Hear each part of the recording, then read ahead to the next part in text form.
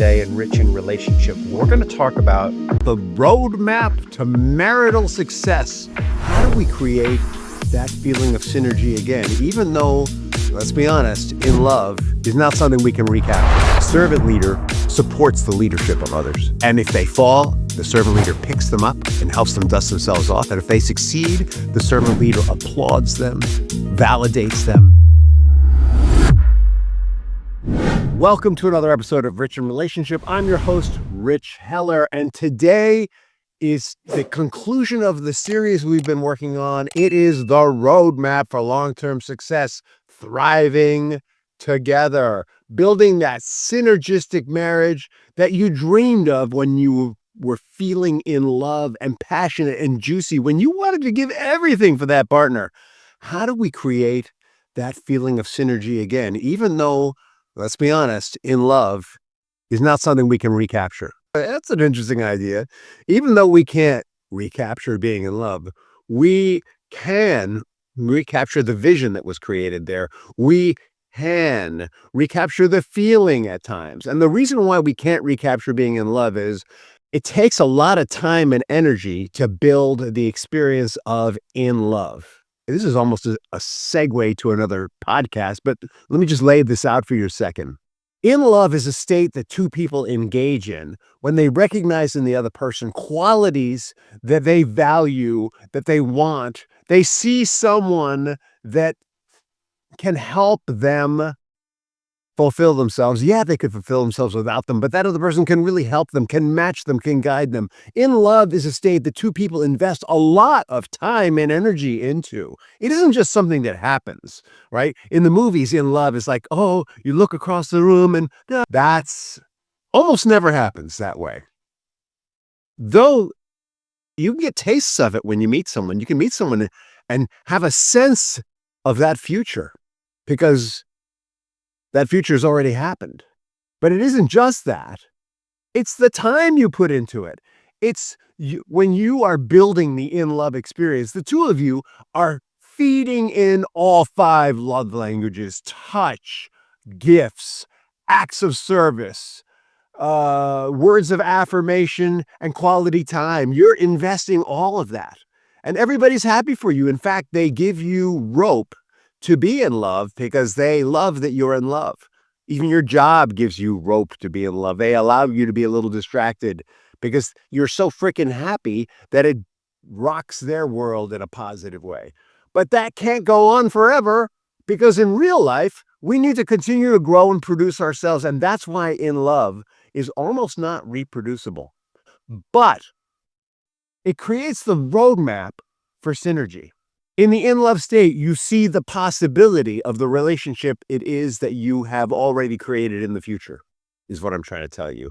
This episode is about that. We're going to talk about how to discover shared values and create lasting harmony, how to create a growth mindset individually and together, how to engage in emotional intelligence and prevent conflict from turning toxic, from getting gridlocked is what we call it here. Have you ever been in gridlock? Gridlock, everyone's stuck in the middle of the intersection. They're all honking, they're all yelling, and nobody's moving forward. We want to just, gridlock is not an experience we want to have in our marriage.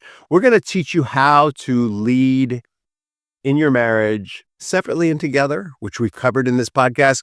We're going to give you some practical tools for using technology mindfully in your relationship. So just get it. Marriage isn't a one-time commitment. It's a daily practice. It's a lifetime practice. The strongest couples don't make it work. They actively build something great together. If you're locked into just making it work, first of all, I want you to know it's not your fault. That's what we were taught to do by our parents. We're going to make it work somehow. We're going to make it work for the kids. We're going to make it work because we made a promise to each other. I don't want you to make it work. Making it work is like slamming a square peg through a round hole. I want you to find a way through to something great in yourselves and in your marriage. That's what I'm talking about. That's where marital synergy is. That's where you move from transactional, so you scratch my back and I'll scratch yours, survival crap, to true commitment to one another's well-being and happiness and joy, and ultimately a prosperous life together. Have you ever wondered why some couples stay deeply connected for decades and most slowly drift apart? It's because they continue to invest in the marriage and the relationship, and they continue to invest in themselves as individuals. Those rare couples thrive because they're careful about what they put in. They're careful about the emotions that they come from in their actions. They're careful about how they experience and express. I'm going to call it negative emotion, but just get that when I mean negative, I mean that you can't have electricity without positive and negative. It's not that it's bad. It's just the other side of the coin. They're careful. Careful is the word, the operative word. They're careful because they get that one road isn't just bad for the marriage, it's bad for them. They're careful because the other road isn't just good for the marriage, it's good for them. They're careful because they're seeing where it is they want to go. And instead of being disciplined machines that go to that place, they do it in a way that's organic. They allow it to evolve in its own time. What if your marriage could be the most powerful and fulfilling partnership in your life? And I'm not talking about you complete me. That's fluff. I'm talking about acknowledging that the other person has strengths that you don't, and you have strengths that they don't. And by working together, you build so much more than you ever could on your own. That's what I'm talking about. That's really where the idea of you complete me comes from. You complete me almost makes sense in that context. But from a place of lack, you complete me is the road to dissolution of the relationship. The best relationships aren't perfect. I'm about to say a bad word. I'm not going to do that. Heck! Instead of the other word I was going to use that ends with a K. Heck! No relationship is perfect on this earth between human beings, as far as I can tell. They are intentionally built. And we're going to talk about how to do that. So big picture, the reason why some marriages strengthen over time and others weaken is intentional effort. I described it as caring, but it's not just caring, it's intentional. You can be caring without being intentional.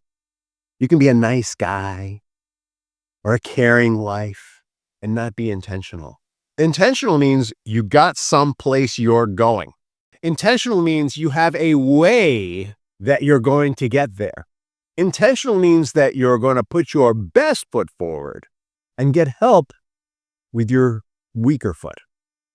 Because you need both feet to walk, let's be honest. Intentional means that you have a sense of purpose for yourself, a sense of purpose for your marriage. How do you get to that? Well, I could do a whole episode on individual purpose. I think I have already. Like we've done over 300 episodes here on Rich in Relationship. But I'm going to throw some chum in the water if you're a shark, or I'm going to throw some breadcrumbs in the water if you're a duck, whatever you identify with. Or I'm going to put some treats in front of you if you're a dog like me. I'm a big red dog named Clifford. Very happy. Every now and then I step in the wrong place, but I regret it when I do. You can find your sense of individual purpose in the greatest wrongs that offend you. Whatever most offends you about what's going on in the world, and the greatest wrong you personally experience. And you'll find that they're often interrelated. Your sense of purpose is going to be about righting that wrong. The reason why I do this work, the reason why I do this podcast, the reason why I'm so passionate about this topic is the greatest wrong that was done in my life was growing up in a household with two parents who loved each other and didn't know how to love each other. The greatest wrong that was done in my life was the fighting and the fear and the terror. The greatest wrong that was done in my life was not being given a blueprint for what civilized people did or how siblings treated each other. The greatest wrong in my life, and none of that was, I didn't get any of that. And so all the work that I do is about helping people have that. And I reenacted. By the way, I was a horrible brother. My brother does not talk to me today because he's still afraid of me from the way I beat him up as a kid. I was furious that he was born. No, but I didn't know it was wrong. I knew it was wrong, maybe deep down inside, but it wasn't taught to me. Instead, I was beaten up emotionally for being that way to him. In other words, instead of being taught how to be a loving brother, I was punished and trained in the very thing that I was doing to him. I've been a horrible husband. Though I haven't actually committed infidelity, I had plenty of emotional infidelity in my past. I've been a terrible partner. I've been critical of both the wives I've been married to. I've been married for more than 25 years to my current wife. I love her and adore her. We have an amazing partnership. But in order to get through all that wrongness that I absorbed and reenacted, being a liar, being dishonest with myself and others, in order to get through all of that to my own sense of purpose, I had to have a key moment where I was confronted with what wasn't working in my life. I literally prostrated myself on the floor, face down, and begged for help. And I was met with that help. And my whole life changed in that moment. And from that moment on, I learned to be caring. From that moment on, I learned to be intentional. I was given a vision, a sense of purpose. And the sense of purpose was I was going to right all the wrongs that I had done. And I was going to heal the brokenness that my parents had and gave to me by doing this work. That's why I do this work. I'm here to help you have the most amazing marriage ever so that your kids grow up in the healthiest environment possible and realize their full and complete selves, always honoring the greater good along with their own joy and prosperity. Because as human beings, we are hardwired to be social, are hardwired for connection. And so if we don't honor connection on the same level as personal fulfillment, we can't actually be fulfilled. Personal fulfillment is grounded in connection. And succeeding in connection is grounded in personal fulfillment. They're interdependent. That's why I do this work. And that's what's going to work in your marriage, is first finding that sense of purpose. The starting point for this was your sense of purpose, you may recall, before I unloaded my whole life story to you. Your sense of purpose, as I was saying, is grounded in whatever you feel is missing in the world or is missing from your childhood. Pursue that and discover your innate abilities, the skills that you know you have, the skills that you started to develop, but maybe you backed down for some reason. Its skills are going to be things that you enjoy doing, that come to you easily. Direct all that, and the cultural values that you received as a child, all of that will help you find your sense of purpose. And then that the purpose of your marriage is A, to build both of you up, and B, to create security and safety for you both and for your children, and C, there's an impact that your marriage is going to have on everyone that you as a couple come into contact with, and that is huge. C, as you heal yourselves through your marriage, you will provide an example of healing for your extended family who grew up with the same crap that you did. And they can take it or leave it, but at least they'll see that it's possible. And you will either inspire them to heal or they will reject you. And get that when their true healing happens, one of two things happen. People either come to you or they reject you. And if your family rejects you, that's okay.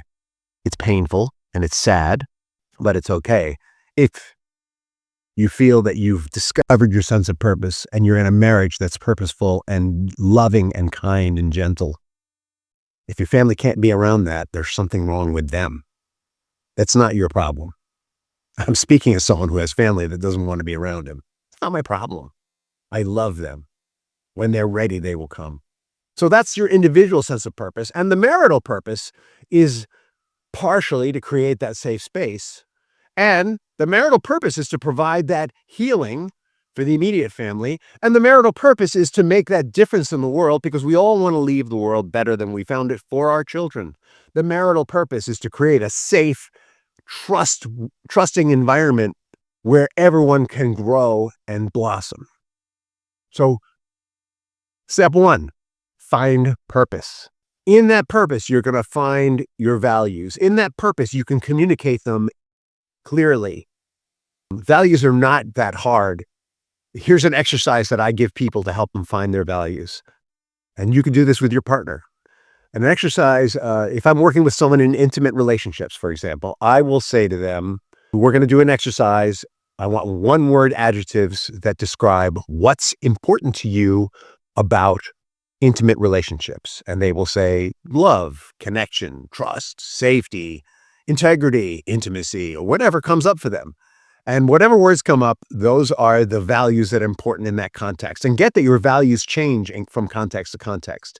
Your values in intimate relationship are going to be different than your values in personal care versus your values in personal development versus your values in career versus your values in extended family versus your values in whatever, in any of those areas. They're going to be slightly different. And that's okay. But you need to be in touch with those values. And what are the values that you and your partner are building your marriage on?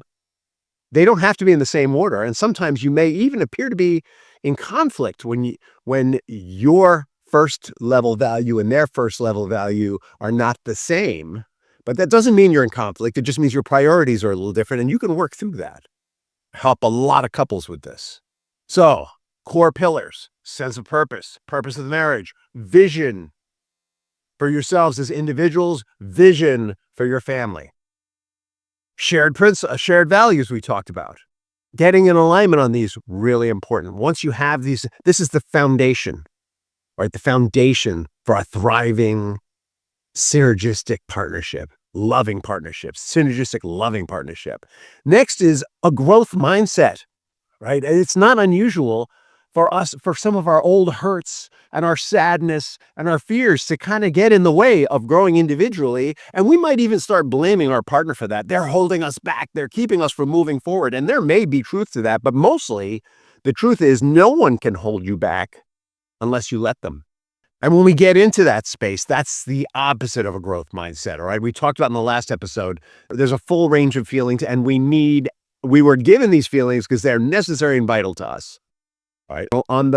Think of emotions as being like positive and negative poles for electricity, or I'm trying to think, yin and yang, good and bad.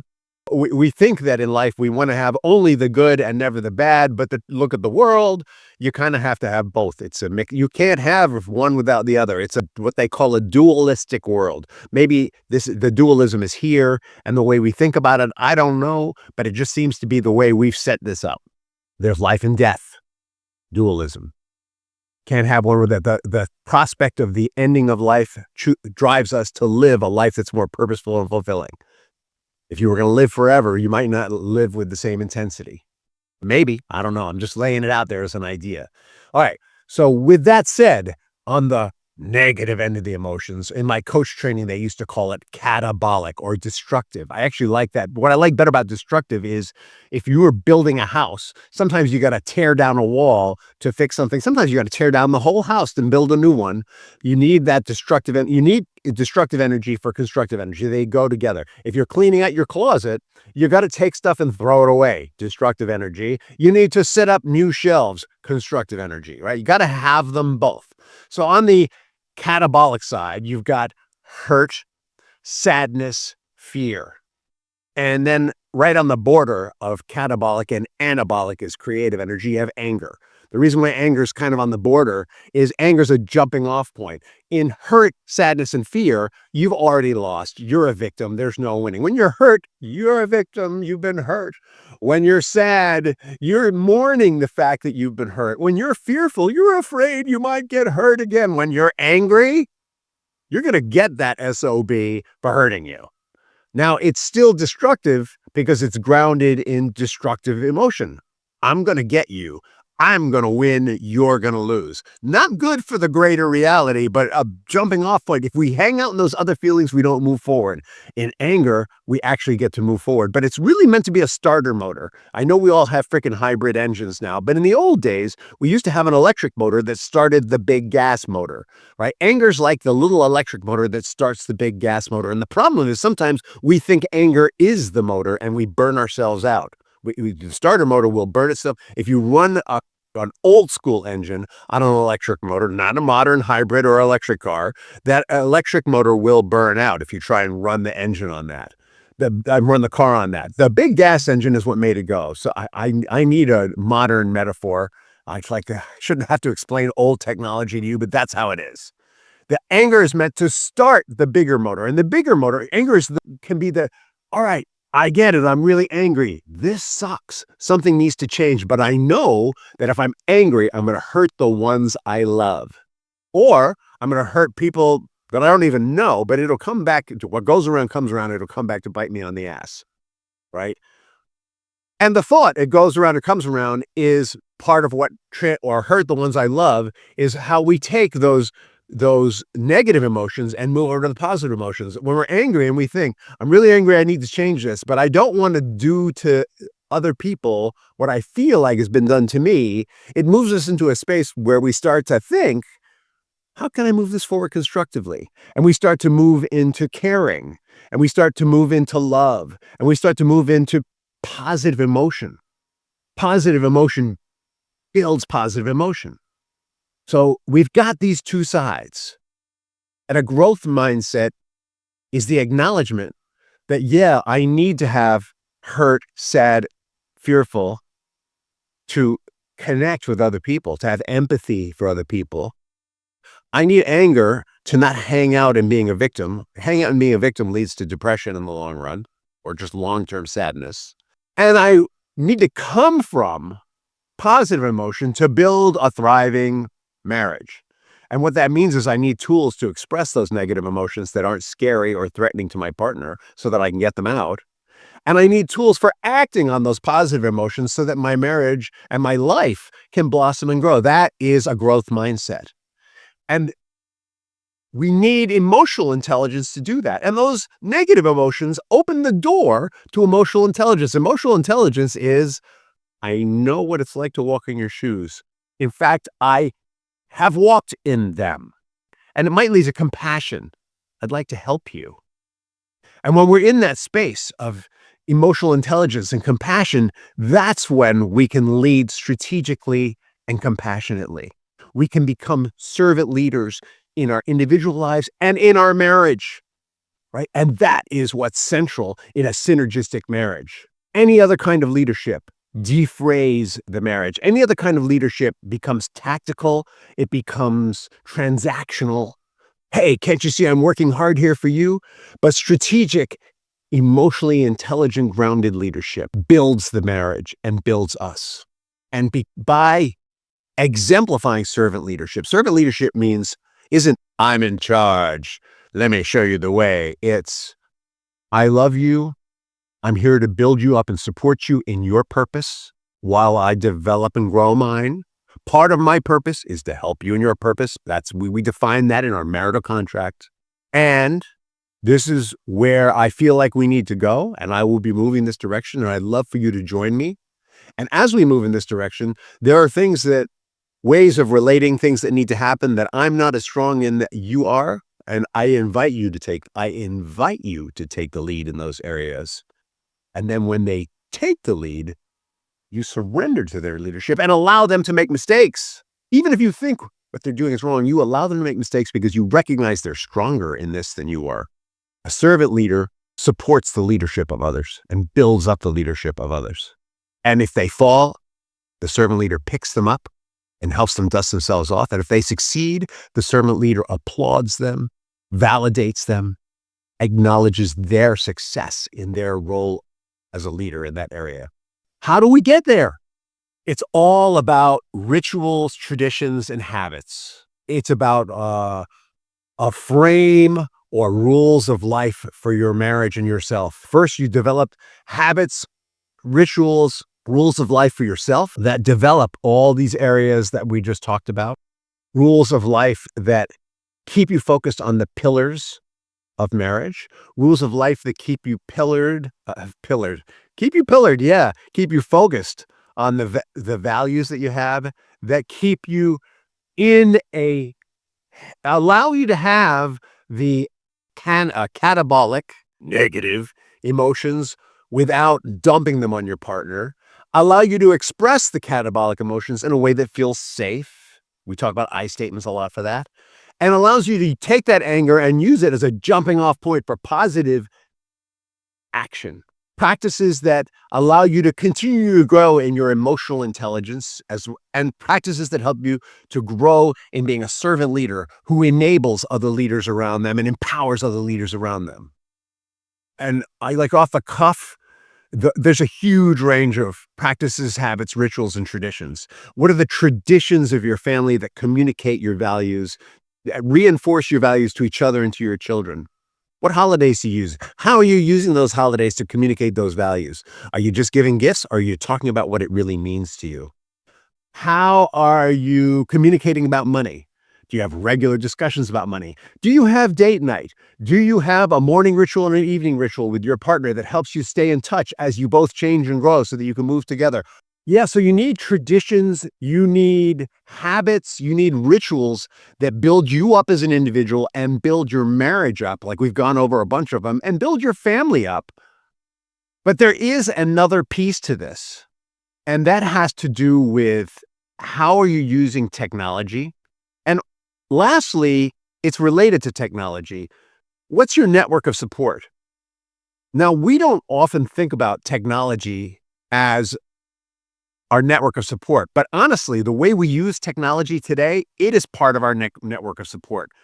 There's a saying in business that we are only as strong as the 5 people we spend the most time with. And the fact is that most of us spend a lot of time on screens today in social media. You're here now because of technology. Technology enhances wherever it is we want to go. So it's kind of vital that we touch on this here. There's 2 things I want you to think about in the context of who you associate with, your network of support. The first is, are the people that you're hanging out with like-minded? Are they moving in the same direction? And the second is, what are you putting in to yourself in your consumption, your screen consumption, in the way you use technology? So if you're here right now, clearly you are committed to relationship or interested in building a relationship, and kudos to you. Let's go to the first part. If you're hanging around people who are telling you, that Brad, he is such a jerk, I don't know why you put up with him. Or that Gwen, she is such a biatch, what are you doing with her? Then you are hanging around the wrong people. You need to be really careful who you associate with. We don't want to have friends in a network of support that blow smoke. We want them to call out the truth. We want them to say to you, hey, that thing that you guys are doing, it's really not working for you. What's your part in it? How can you take the lead? But when they blame the other person and they support you in blaming and living in blame, they are not helping you. Truly successful people understand that if it's going to be, it's up to me, right? Or as Gandhi said, be the change you want to see. Same thing.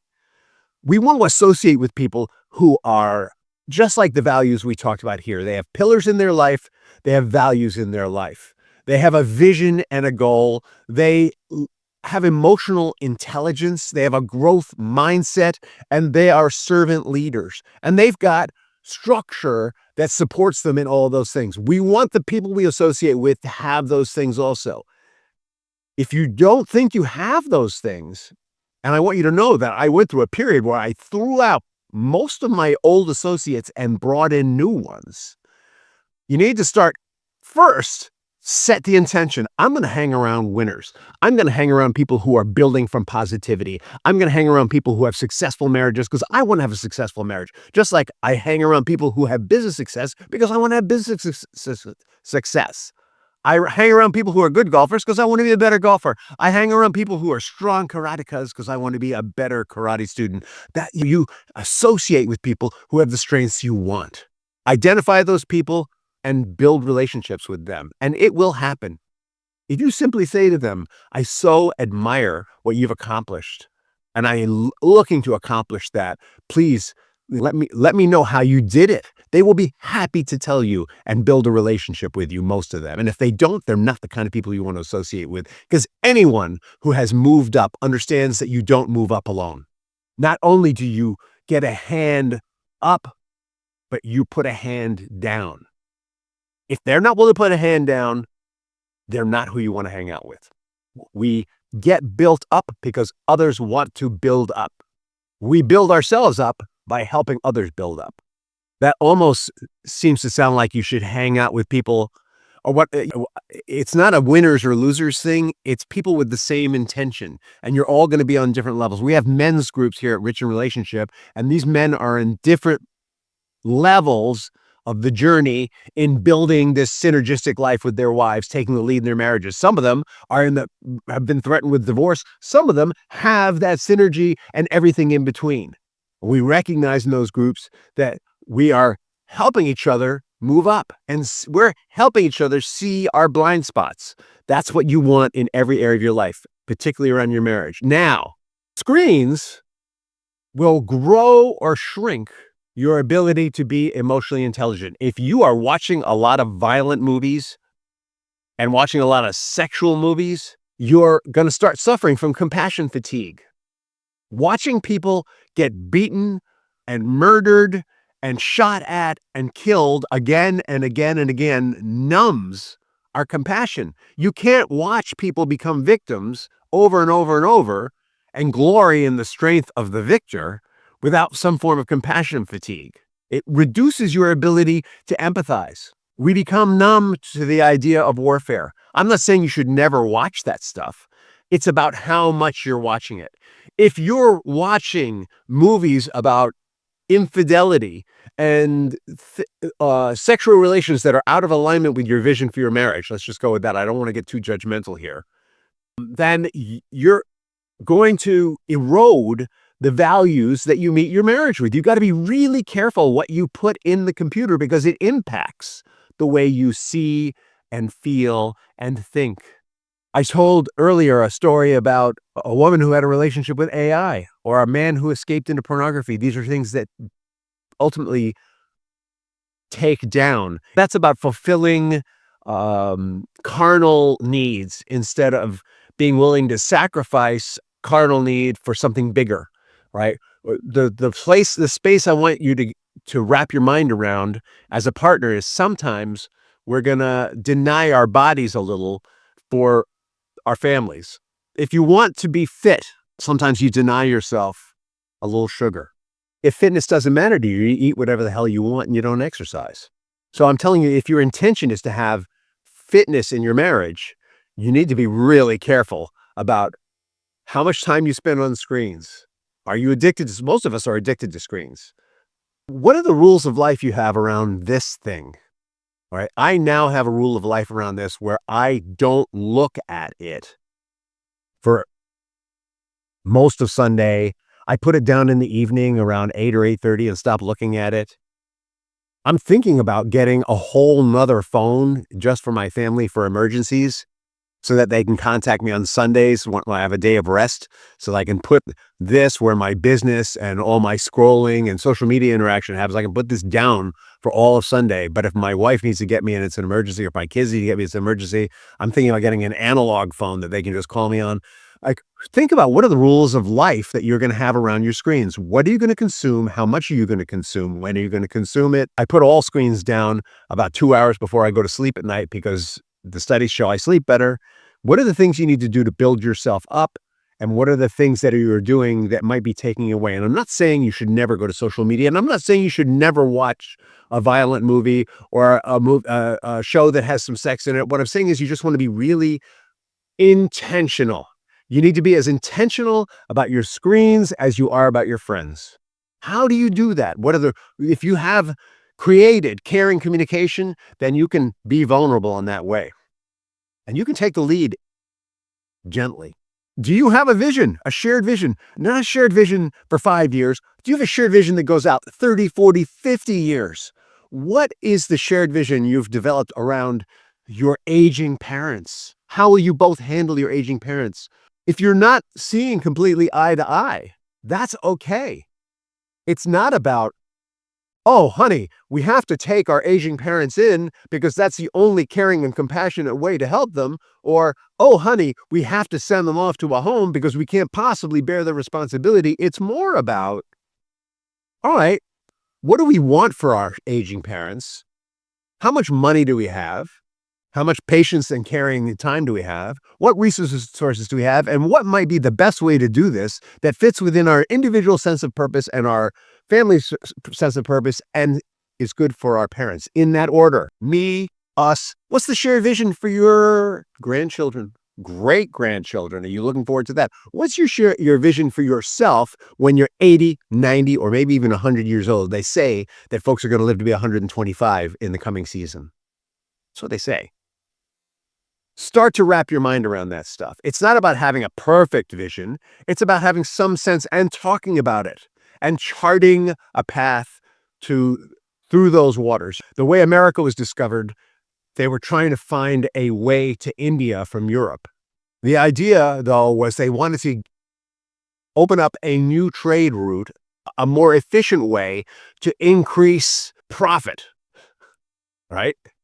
They didn't want to go through this long overland route from Europe to India or China. Really, it was China. Maybe I got it wrong. They wanted to sail there. It wasn't India. It was China. Forgive me.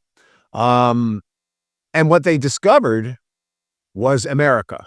So they got what they wanted. They got a new way to grow, be challenged, new things to trade. Unfortunately, some other things got in there, right? The little catabolic energy, let's just call it. But the intention was clear. So you may not land exactly in the country you think that you're going to land, but you will land in the kind of place that you want to land in if your intention is clear, if your practices are clear, if you have pillars, values, and you're acting from a constructive, emotionally intelligent place. And I think I've gone a little over. We are wrapping up this series, and we're going to be jumping back into screens for a little while. I did a whole series on screens and relationships. We're going to go a little deeper with that in the next few weeks. And we're moving into interviewing people again. So you can look forward to having some new voices and new experts. Some of you have said, hey, Rich, you're a great interviewer. We miss having other points of view and you sharing with those people. So that's what's coming up on Rich in Relationship. But in the meantime, have an awesome today and an amazing tomorrow.